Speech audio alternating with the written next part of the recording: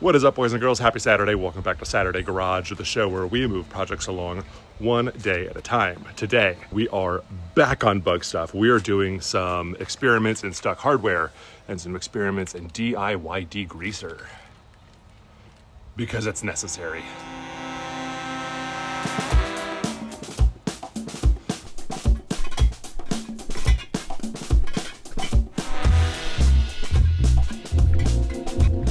To start with today, we're going to do a little bit of a practical experiment in your comments. Now, if you had watched previous episodes in the Bug series, you saw that taking off these tins was really difficult to do unassisted. I didn't have any heat up here. I only had one type of lubricant up here. I still only have one type of lubricant up here. The comment section was littered with recommendations on how to get stuck bolts loose. Heat being an obvious one, different types of penetrants, but there were a couple of really good comments of like kind of no-brainer things or things I never thought of that maybe you hadn't thought of either, so therefore the full hands. So let's see. So last time when I had trouble getting these tins off, or these stuck bolts for the tins off, the number one most suggested recommendation far and away was to use heat. Now I have both propane and MAP gas up here now. I'm not going to use the propane. This actually doesn't get as hot or make things as hot. I'm not sure which it is. But propane doesn't get nearly as hot as MAP gas. So MAP gas is going to be the preferred heating method. I also don't have an oxy torch or anything more robust up here. So this is going to be the best I can get, at least today. So I'm going to do a few of these bolts with just heat. And then on a few of the other ones, I'm going to do heat with another recommendation, which was apply penetrant on top of the hot bolts. Apparently it helps sort of wick the penetrant inside and loosen them a little bit further, a little bit easier. In terms of penetrant, we'll talk about penetrant for a second. I still only have bolt breaker and WD-40 up here. I was reminded again and again that WD-40 is not actually meant to loosen stuck parts. It's to prevent parts from getting stuck in the first place. The comment section was very hyped on PB Blaster and on a product called Croil, which I have never seen on the shelf. Maybe I've just never noticed it. But apparently it's very good, it works very well. And I still don't have any of it, nor do I have any PB Blaster up here. So I'm just gonna use what I have, this Tacoma Screw Products bolt breaker that I got for free from Motor Trend. So I'm gonna apply some heat, apply some penetrant to some of those heated parts, and then get into the mechanical advantage recommendations on how to get stuck bolts unstuck.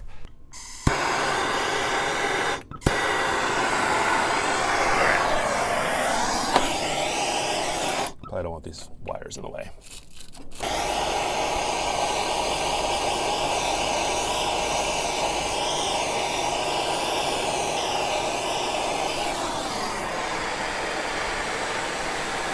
Clearly a lot of oil in there.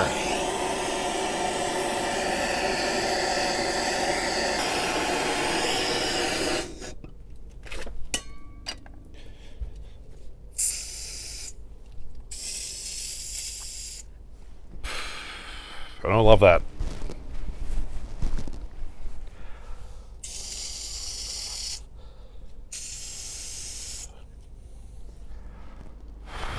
Let's just see. Unassisted.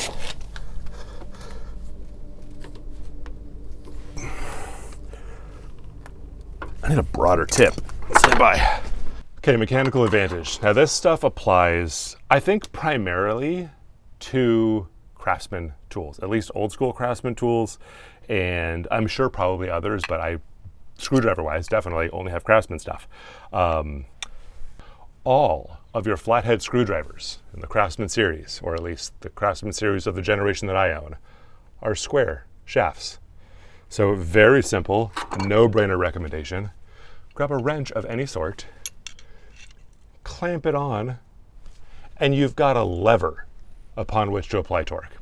Now I think that might be a little bit dangerous if you haven't previously heated and or bolt penetrated your hardware, because you might just apply so much force that you're going to break off the bolt in half, and that's just going to be a bigger problem. But still, cool trick nonetheless, very simple. Now, problem with that being, your Phillips screwdrivers are round. you can't do the same trick with a round shank there. So this one blew my marbles off. Craftsman screwdriver handles are apparently designed for a 15/16 socket to slide over it. And now you've got a ratcheting screwdriver. Like, it's so simple that it went overlooked until one of you told me about it. Like, who would have ever thought that? And like, where did that knowledge go? How come, like, why don't I know that? Or why didn't I know that? Why doesn't everybody know that? I hope you all know that now. That's rad. All right, let's see if we can get some bolts out. I think that's all of the tips. You probably had others. Oh, there was one other. In terms of lubricant, Croyle was heavily recommended. PB Blaster was heavily recommended. There's actually a bit of like a war of factions going on between those two. But one dude, I don't remember who you are, mentioned another dude on YouTube. I don't remember who he was. But he apparently has done some sort of test, a comparative test of different penetrants, and learned that a 50-50 mix of ATF and kerosene is like far and away the best penetrant. I don't have any kerosene here, otherwise I would try it. And frankly, if none of this works right now, I'll go get some kerosene and try it. But if you did make that comment or you know who that guy is, tag me in the comments, because credit where credit's due. He did an experiment and he did science for us. So we should all benefit from his science and he should get credit for the science. Let's get some stuff out. I got stuff to do. Yep. Okay.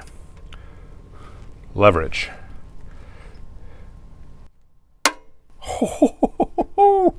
Oh, that's actually very satisfying. I like that a lot. What else can I play with? Let's try, wait, 15/16 doesn't fit the stubby? Is this different sizes for different, oh, it is, okay, 15/16 is not universal. 15/16 works on your really long skinny one. You might need a 1-inch for your shorter, fatter handles. Stand by. Actually, I'm gonna get this out while it's still wanting to come out.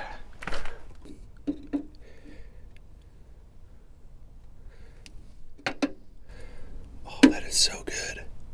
I love this so much. It's not just effective, but like it's legitimately satisfying. Okay, that's not as fun. So screwdriver crescent is super satisfying, super effective. 1 loose, 2 loose. This guy back here, I really can't reach, and I think I have to take off this tin in order to get it. So I'm gonna try an unheated bolt with this handy dandy. So this is unheated, unlubed, on everything. Actually, let's do it raw first. Doesn't want to. Assisted. Oh. Yeah, that's actually wanting to like strip the head. So let's try, because you know, we're doing science here. Just heat. Heat only. Here comes the oil smoke. I really don't like the oil smoke.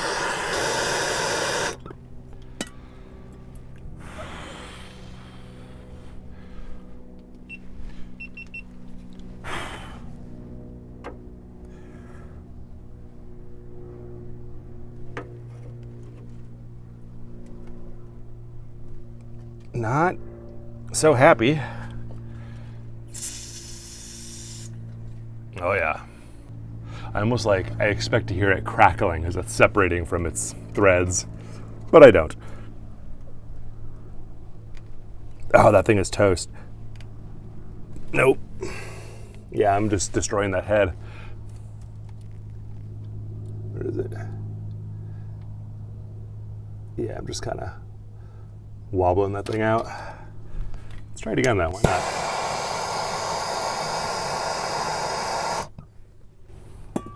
Doesn't get much hotter than that.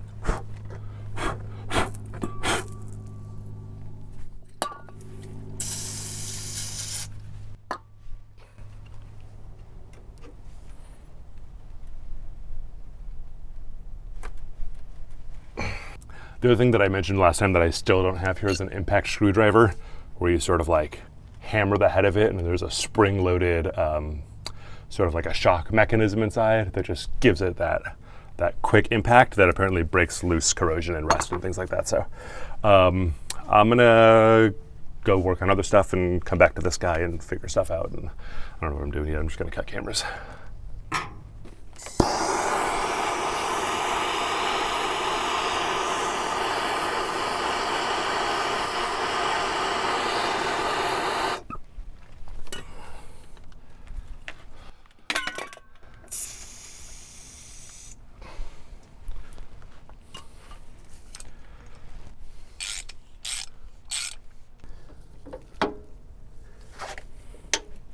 Oh my God. That's so nice.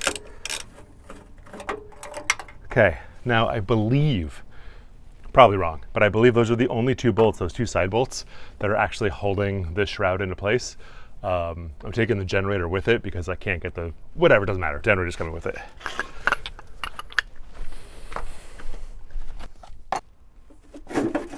Oh, hell yeah. Hell yeah, brother. Okay, oh, you're still in. Oh, I still need to undo the thermostat on bottom. Stand by. Cut. Cut.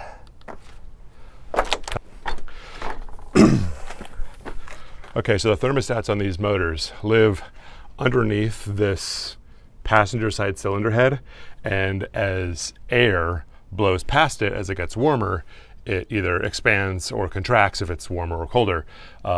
As it expands, it pulls flaps down that allow air to come past the cylinder heads to keep those cool. But while those flaps are closed, it keeps air from coming past it to keep the oil and the block and the heads all sort of expanding and warming at the same rate. Now, I don't know how I just said that. I might have said the opening and closing of the flaps backwards. If I did, it's the other than that. But this thermostat is this little bellows looking dude down here.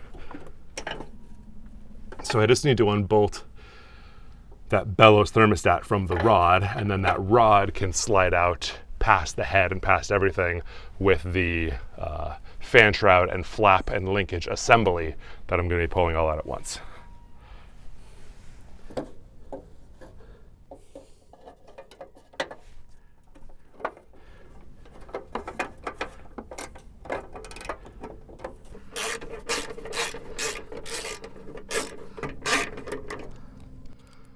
Okay, bolt out, camera move, and remove shroud generator assembly.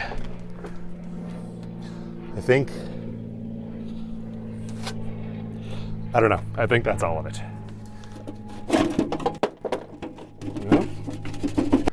Okay, there's one more, I'm not going to show you, but there's one more bolt holding in the bracket that was bolted through this way onto the thermostat. I'm going to unbolt the bracket on this axis. I think that's what's hanging up that rod.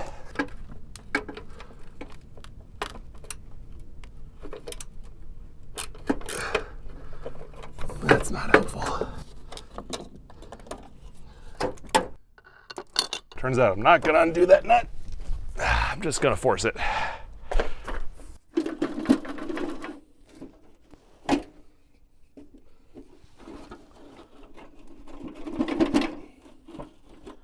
Turns out I'm not going to just force it.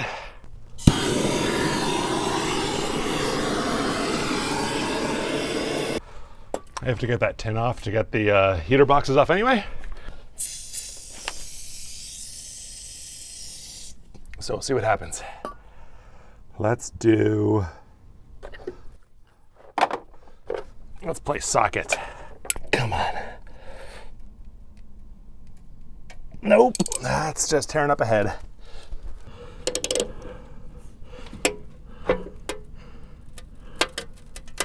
Come on, come on.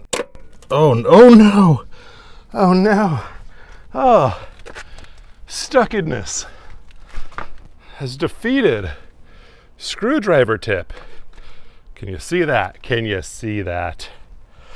Look at it. Oh, that's a real bummer, man. It's like my favorite stubby screwdriver. All right, well, I'm gonna figure something else out for that. Stand by.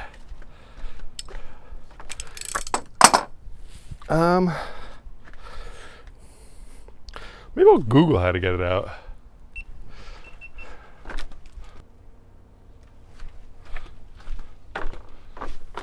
I Googled it. That bracket does have to come off. I'll show you the bracket with the other camera. That bracket does have to come off, and the thermostat actually threads onto that thermostat rod, so it's got to unthread, which means the bracket's got to come out, which means I got to take that bolt off, which, not a big deal. Just didn't know.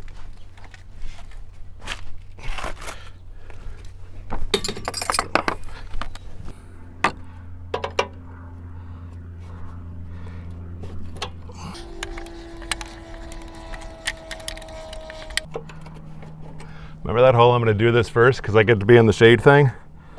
Well, shade goes away quick in this part of the yard. Goes away even quicker. You're doing 1/8 of a turn. Okay, bracket's out enough. I think, yeah, bracket's out enough. All right, so you want to see this too? You want to see this? You want to see everything, don't you? Ugh. That's not really showing that, is it? Can you see that?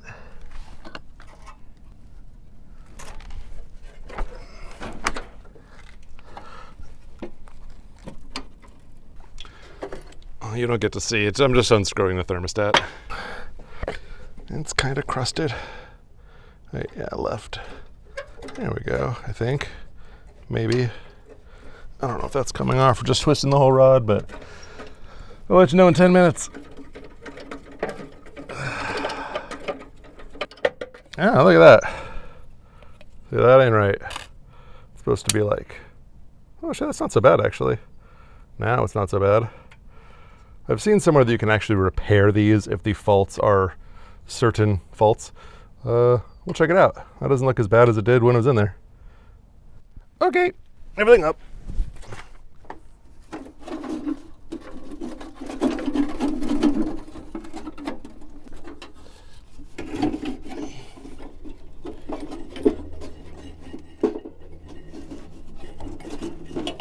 Well, I'm on something. There we go.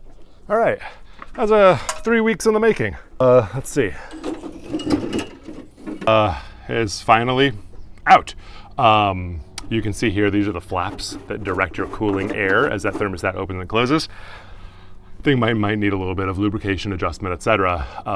From what I understand, from what I previously understood, this tin was not going to apply to that 1300 motor because at 1300 cc's, the motor in totality gets wider. So I thought I was gonna have to find a new tin. I've been avoiding this project for a while because I couldn't find one. But then in cross-referencing some part numbers from parts catalogs, I saw that these tins are the same part number, whether you have a 1200 or a 1600, 1300 being that cutoff between the wider overall motor. It seems like this fan shroud tin actually is the same between 12, 13, 14, 15, 16, 19,000 motors. It is the cylinders that get wider. So I'm expecting this one to bolt up to my new 1300, but we're gonna find out. And yeah, that other motor has most of the other tins. There was one that I had to order. So I'm gonna get this over there. I'm gonna get this cleaned up. I'm gonna get this generator off, and I'm going to get my alternator on here as the first piece of starting that 12 volt conversion. And then I'll probably get tins buttoned up and then continue on into the rest of the 12 volt conversion requirements and keep it moving. That's the plan. That's not too bad.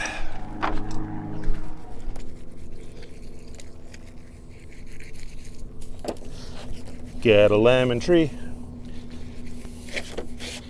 My lemon tree has a lot of like these just kind of like gross, not that good lemons. They're a little ugly in fairness. And also it doesn't get water that much. So a lot of the fruit inside is like 60% the size of the rind on the outside. Like they just never fill it up. They don't make for a very good juice. They don't make for very good much in terms of edibility, just based on the meat to expectation ratio, but they do make a good hand cleanser. So, you know, waste not, want not. That's what I always say, among a lot of other things that make less sense.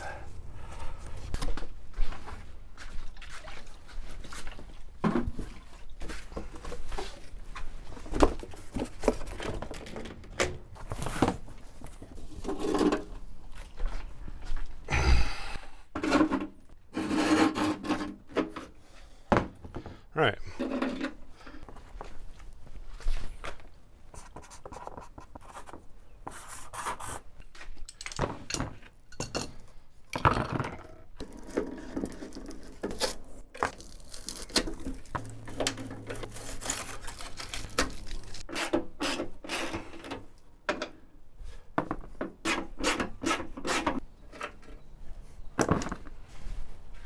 And I believe that this whole generator assembly should just come out as one, but yup. Here's one thing that I do know regarding these fan shroud situations. Different sizes came in different years. Some of them had a doghouse, which is an oil cooler passage on the back of it. They all run different size fans. So the fan is going to be matched with the shroud. So I'm going to keep this fan, remove it off of this generator, put it onto the alternator, reassemble it. They also have different size and shape of these. This is a separate tin. This, I don't know what you call that, little dog dish hubcap deal there. That is a separate size that also needs to be replaced when going to an alternator from a generator. So we'll get into that when I get into that. Otherwise, 12 volt wise, besides going to an alternator, the coil is also going to have to be replaced. So coil can come off very easily. Right, meow. I don't know if there's a specific 12 volt coil for these cars, but I have a spare 12 volt coil, so I'm going to use my spare 12 volt coil. If it's a terrible idea, let me know. I don't think that it is. It's probably from a GM car. Doesn't matter. Okay, you can go there. Hooray. Cooling linkages actually seem to work okay. So I thought about pulling them and rebuilding them, but they seem to work fine.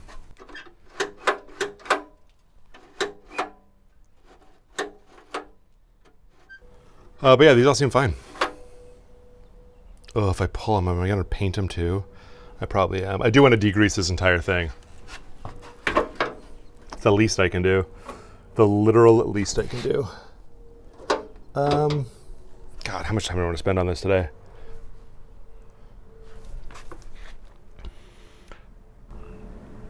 Not much. Okay, so I'm not going to pull the cooling flaps. They seem to move just fine, but I am going to degrease this thing just, I don't know, for some level of pride of work. I'm going to do a little experiment. It's an experimenty kind of day. So, do I tape it? No, I'm just going to rough it. Be right back. Still rolling. All right, degrease experimentation. Take one. We are going to do a three-way battle between the stuff that I have here. Be warned, I have no bristle brushes. I know that agitating stuff will help a lot. Get a rag. It's the best I got. Contender one, a very small amount of engine degreaser. That's what I had. Could do that over here. Number two, the old standby that everybody uses, brake clean. It's going to do great, I promise. Number three, because they're free as hell for me, as previously stated, lemons. They might work great. We're going to find out. Ready, set, go. Oh, this is the foamy stuff, so I've got to follow directions. Yep, foamy. What? I don't care. Yeah, okay. Yep, don't care. Yep. All dirty and Grammys. Yep. Yep. 10 to 15 minutes? Inconvenient. Okay, whatever. Here we go.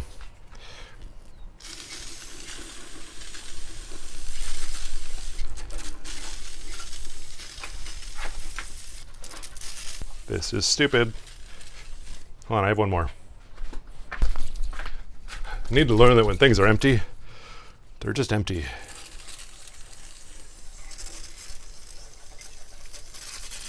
Yeah, okay. That's solid. I'm going to save brake clean for the center because I don't want to let this work. I want to be fair. So Actually, let's just use this for the bar. Yeah, let's go to the middle.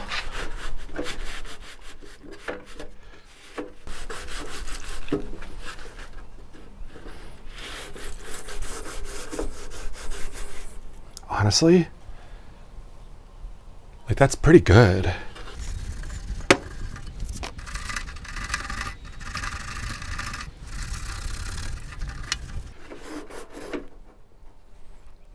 Like that's honestly pretty good.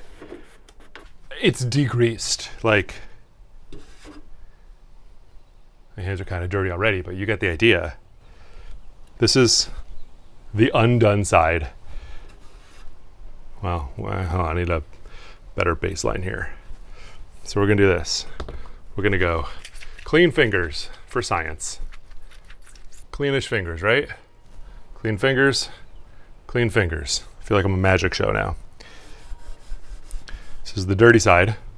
Yeah, pretty obviously, pretty grimy. The lemon side.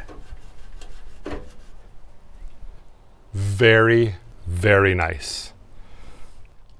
All right, so good score for lemon. Gunk is gonna wait because 15 minutes, and that's a negative for engine degreaser, or at least for foamy type. I don't know about all of it. Brake clean. We know this is gonna work. It's gonna stink, but it's gonna work.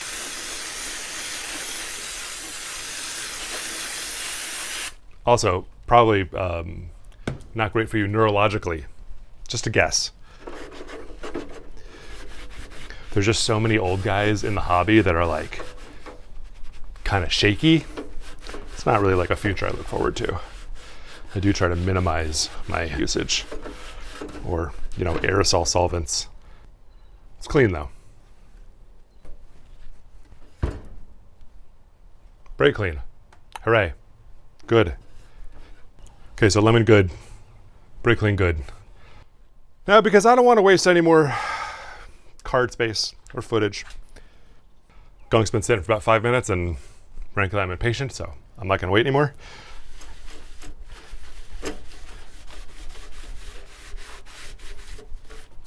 Also, unsurprisingly, does a fine job. But now there's like a whole residue to clean up. I don't know, man. I don't mean to be like California boy over here, but I think lemon's for the win. Dude, 100% lemons for the win. It's just what it is.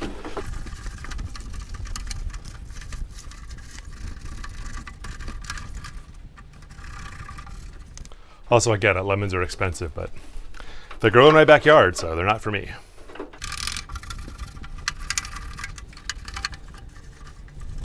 This is so good. It's crazy.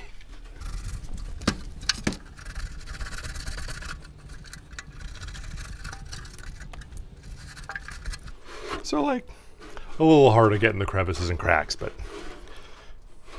I'll take it. For not contributing to like Parkinson's and MS, I'll take the crevices and the cracks. Disclaimer, I don't know if those chemicals contribute to Parkinson's or MS. I just like lemons, okay? So, I don't know. I've been diagnosed with ADHD by Instagram. It's just Instagram that diagnosed me. And like, I don't know, I sort of buy it. This feels like one of those things that maybe it's just the novelty of using lemons to clean stuff that keeps me interested or excited or moving forward, but whatever works, right? I guess in the long run. All right, let's see.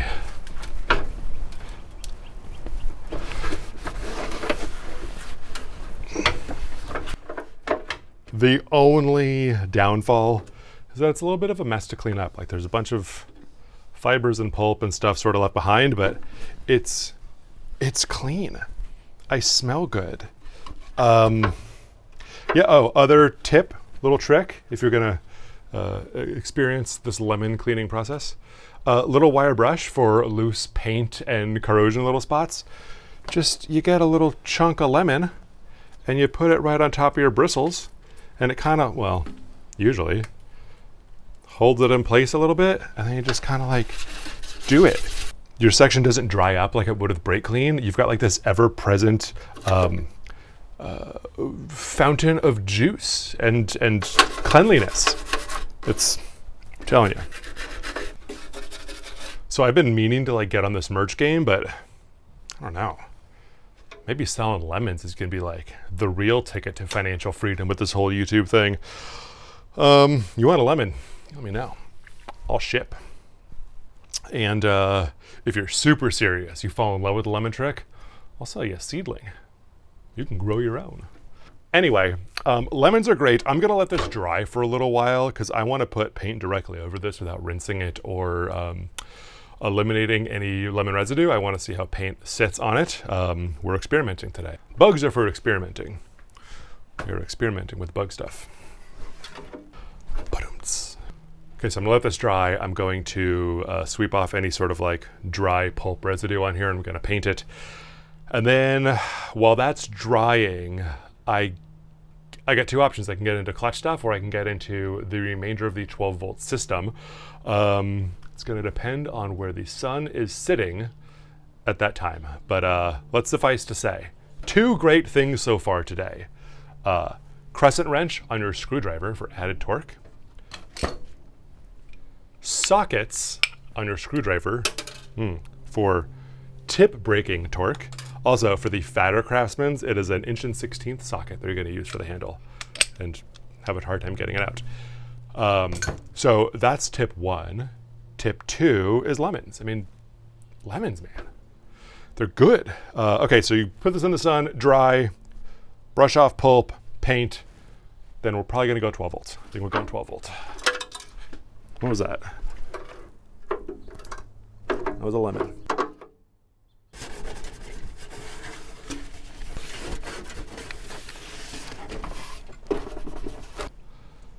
All right, so this is sat in the sun for a couple hours and just generally dried off. Now, admittedly, there's some like lemon pulp and crustaceans left behind, which if you really care, you're probably not degreasing with a lemon anyway, but generally for what it is, it works pretty good. So as I get the last lemon seeds out of crevasses, I'm gonna paint this thing, and I would ideally like to match it as close to this black, which is the one replacement tin that I had to get. It's like it's not quite a gloss, but it's a little bit more than a semi. I didn't really want to do a chassis black. It's sort of like a satiny flat with a hair more shine than a satin, but all I have is chassis black, so I'm gonna paint it chassis black. Now you may be asking yourself, isn't this level of filmmaking, of cinema, reserved for things like James Cameron's Avatar and classics like Citizen Kane? Normally, yes, but you can also find such quality right here at Saturday Garage. Be impressed. I don't know how this is gonna work. Ooh. Not good, I think.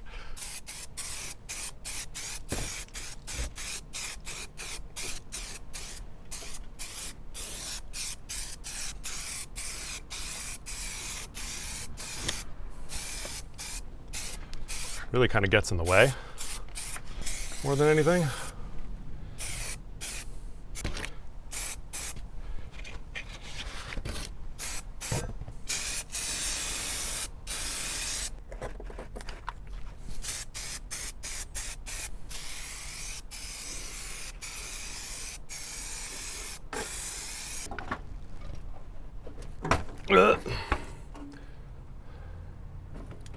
Probably should have done the backside first for, overspray and stuff, but again, minimal cares.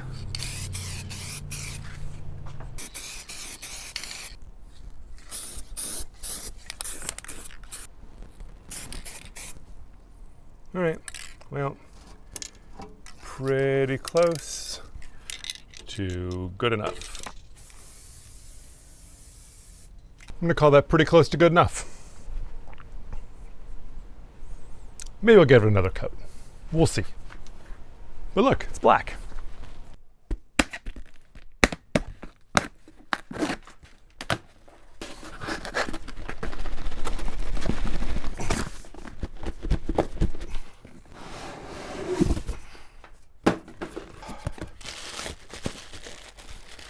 Okay, while I'm waiting for paint to dry on the fan shroud, I'm gonna get started on all of the 12-volt electrical swap stuff. Now, the layman's guide to doing the 12-volt swap is to swap everything electrical to a 12-volt version of that thing, whether it's a headlight or a turn signal or a horn or a windshield wiper or a relay or an alternator or a starter or whatever. They have a 12-volt version of pretty much everything. Now, you need to change all of those things if you're going to use that thing. If you want to leave the windshield wipers unplugged and not use them, great, that's fine. The only thing you don't actually have to switch is what I'm going to replace right now, which is the starter. A lot of people will say if you have a 6-volt system and you want to go to a 12-volt system, you need to replace a starter. The old dudes in the bug scene are pretty adamant that you don't, and I've seen a lot of support for that statement that you can run a 6-volt starter on a 12-volt system as long as you're not cranking it for a severely long amount of time. These will hold up to as much voltage as it takes to get the car started. So the only reason that I'm changing to the 12-volt starter is because I'm changing the engine. Now, that's not going to be a blanket need all of the time.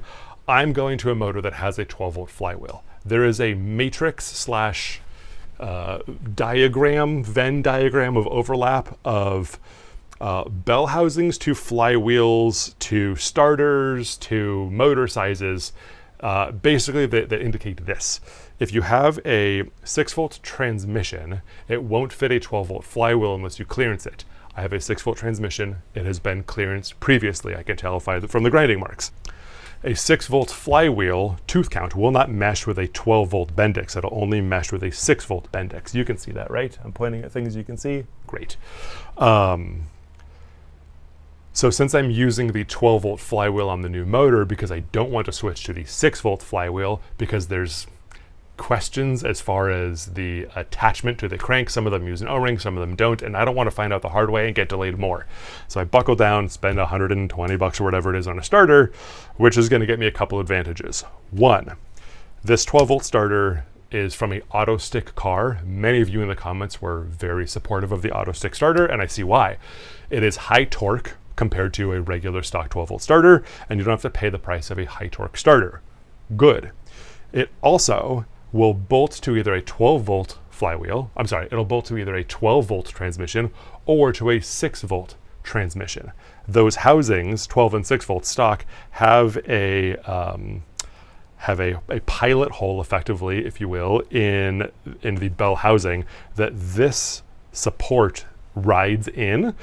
If you're putting a 12-volt starter with this support beam, you just need to change the bushing inside of your 6-volt bell housing in order to accommodate that 12-volt size. What do you call this? I don't know, support bar. Now these auto stick starters are self-supporting. They don't need to ride on that guide hole in the bell housing, so you can put these in a 12-volt transmission, you can put these in a 6-volt transmission, they do not matter. So it is much easier to just go ahead and throw this in. I don't have to worry about changing a bushing. I get a 12-volt starter, I get a high torque starter, all for about $130, I want to say, $140. So yeah, the one thing that I don't need to change for the 12-volt swap, I'm going to change.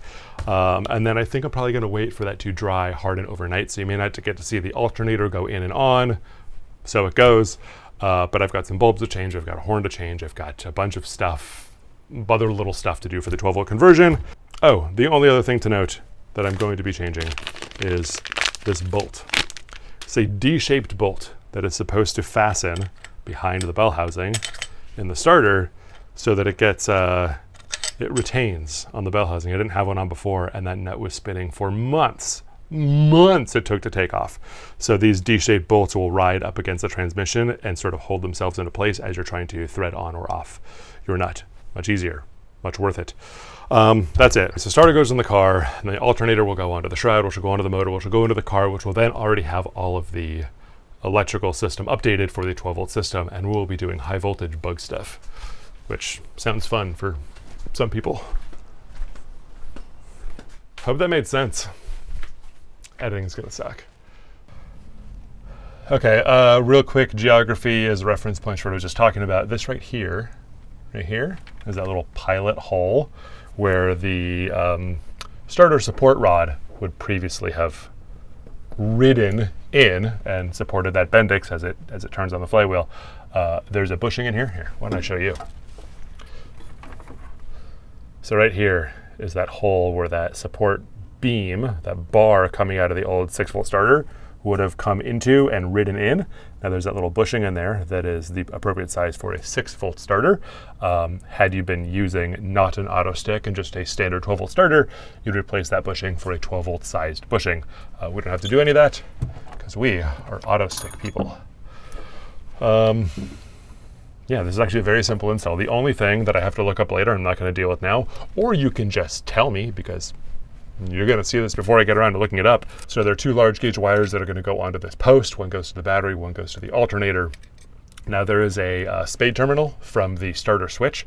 I'm not sure which of these 2 spade posts wants to receive that, so either I will look that up or you will tell me, and then I will hook it up later based on said information. But this is a very, very, very, very, very, very, very simple install. That this bolt I do not need. I will be replacing it with, where'd it go? Where is it? Oh, this bolt I do not need. I will need the nut. I'm replacing this bolt with the D-shaped bolt that is supposed to be supporting the starter. Goes right back here and is held in place by nothing. Wait, what holds that? Oh, you know what? Maybe it holds against the starter. I don't know. I'm new here. So really, starter goes in very simply. I'm running this D-shaped bolt first just to guide me.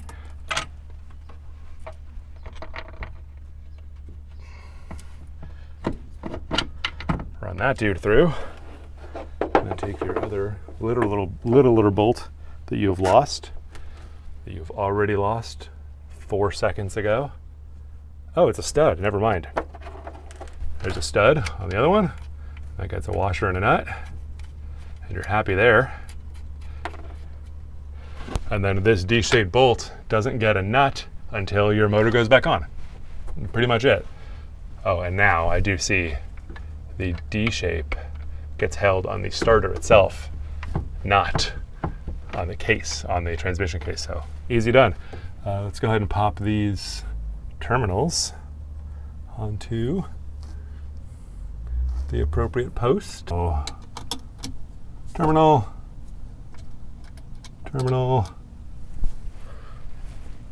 split washer, nut. Terminal, split washer, nut.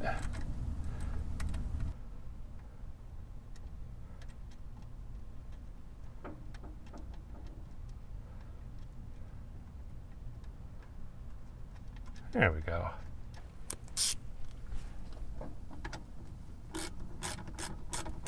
And I believe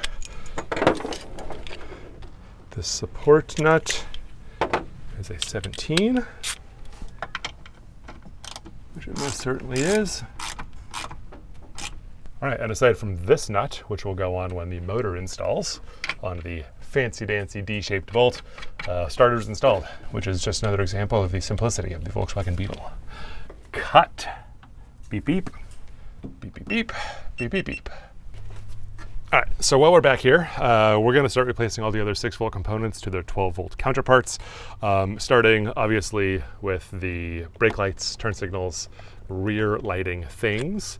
I don't have reverse lights in a traditional sense. I believe I have a set on the license plate frame, but those will be for another time. So let's see, I've got this bag of bulbs that I got from the local VW parts store IPC. And I'm not sure what's what, but it's just a bag of bulbs. So I've got, ooh, that bulb's toast anyway. See? Hold on, pliers. Oh, I don't want to put that there. Oh, let's see. I see a problem. There we go. Finger pliers. Okay, so this was a 15.619, 65.17. I don't know what that means in terms of a translation, but I'm going to say this is a dual filament, so I'm looking for an 1157 probably. 1156, that's a single fill. 1156, that's going to be my turn signal bulb. 1156, 1157, okay. I'm both proud and a little bit disturbed that I know the part numbers for single filament versus dual filament brake lights. I don't know, I guess that means I've been doing this long enough, and also means that I've changed a lot of brake lights. All right, single fill is an 1156. That is this one. And then presumably there are a lot more. Oh, that one's the dead one. There are now presumably a lot more 1156s to go around the car. Let's go find those, shall we?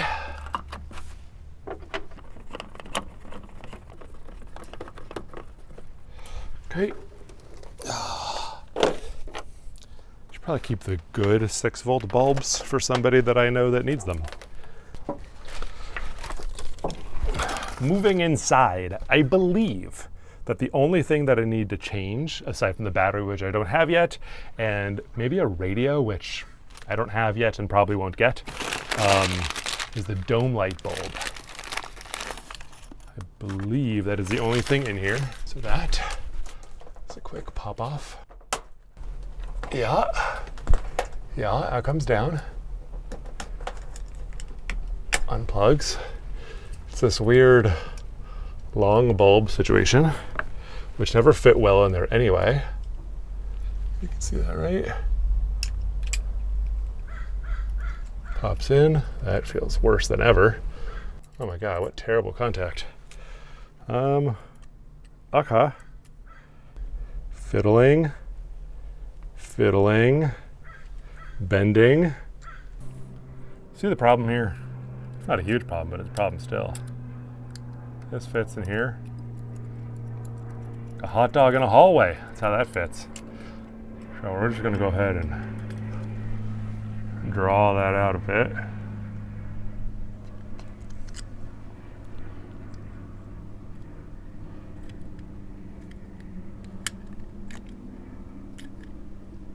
Oh, come on. Yeah, still not good, but better. Ooh, need that.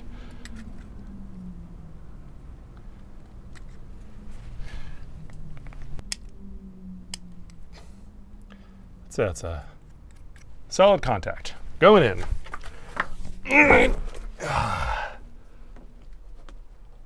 1, 2, 3.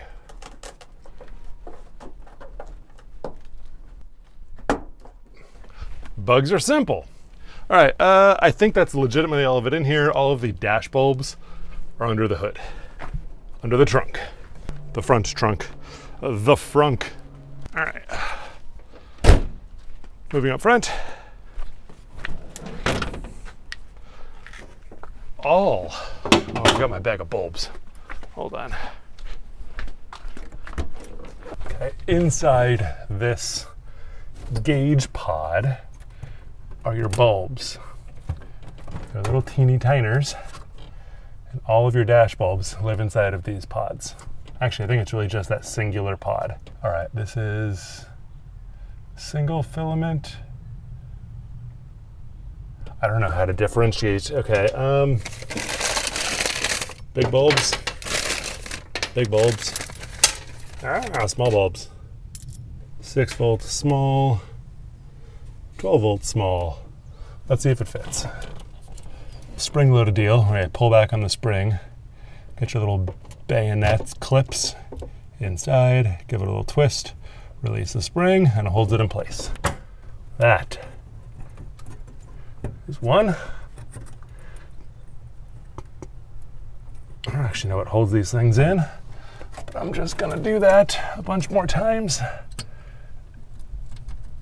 Pull it until it comes, and then we'll see what happens. Nope, that didn't do it.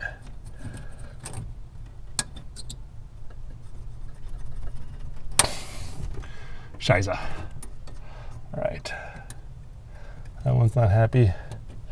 I'll get to those later. I'll do those little ones. You get the idea, though. I got a bunch more small ones I got to be delicate with down here, and I don't feel like spending the time doing it with you. Okay, additionally, though, we have a flasher for the blinkers, which is a very simple swap. This one goes, this one comes.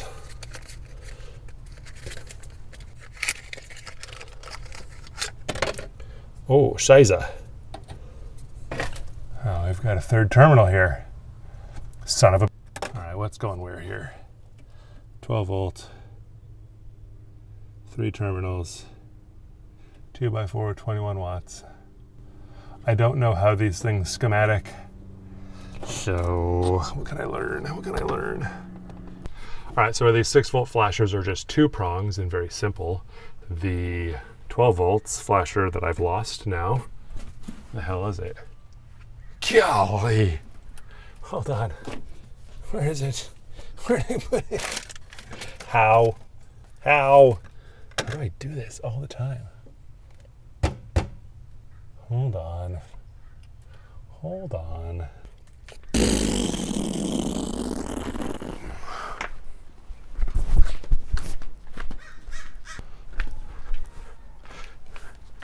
I found it.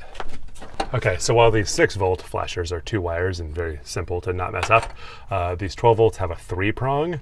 I believe we're looking at switch power here, constant power here, and this is open either for ground or for hazards, which I don't have. So I'm gonna take a stab in the dark, and if it doesn't work, I know we did something wrong. It's often how I get around electrical stuff. So we're gonna go power,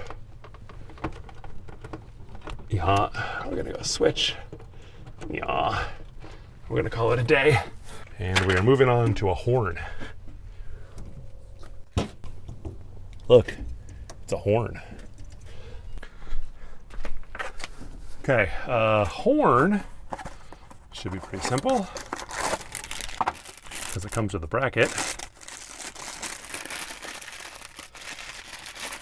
And here's my beef with this. It's like, yeah, it's nice, it's new, it's cool.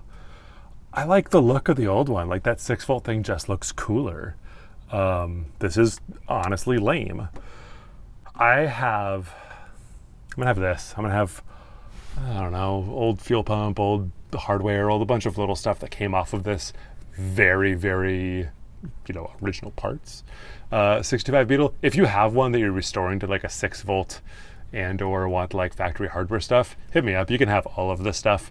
I have a hard time throwing away perfectly good things that if somebody else can make good use of it, yeah, please shout. I will send it to you for the cost of shipping. All right, this is stupid.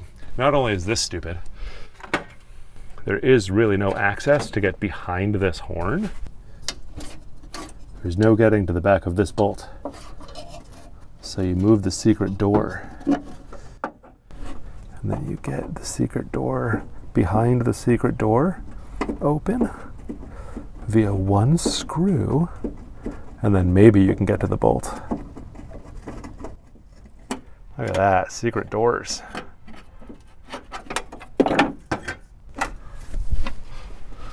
We're looking at a 10 mil. 10 mil open, stand by. So I'm admittedly good enough at metrics that when I say I need a 10, I bring this many. Let's just start with a 12. Oh, this is gonna be a pain. Almost makes more sense to pull the fuel tank, but I don't feel like doing that either. That's actually not hard. Might just be smarter in the long run.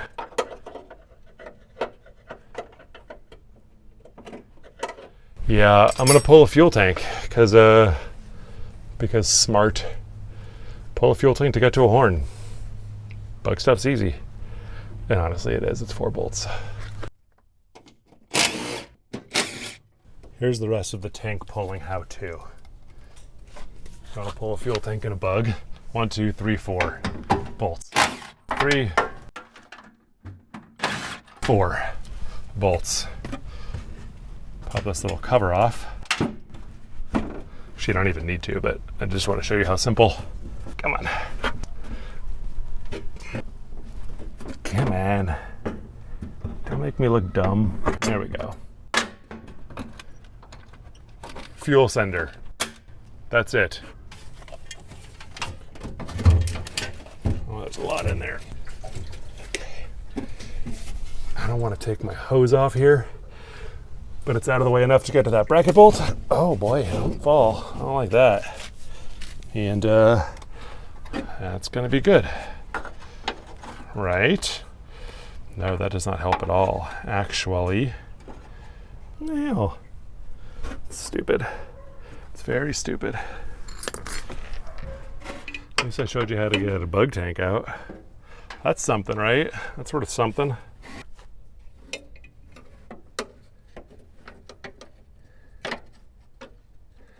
Hold on, this is gonna be stupid and annoying. Yeah.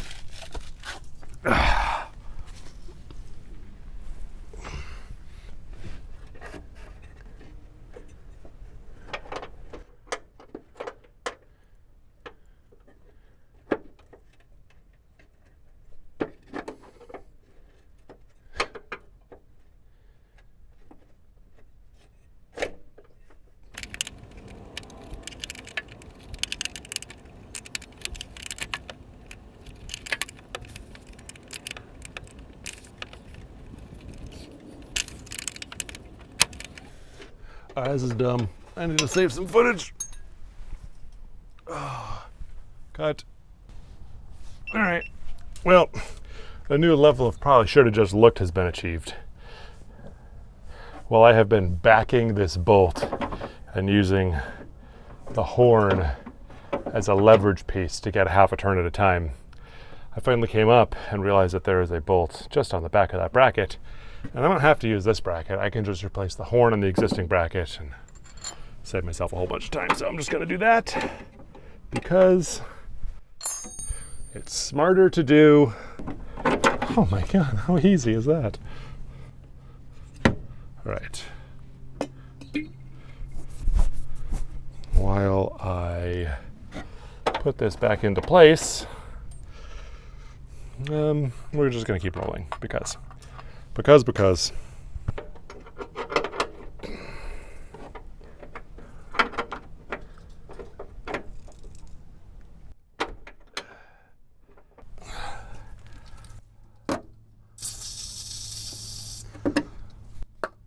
don't care which way you go, just go one way or the other, or I'm gonna cut you in half, okay?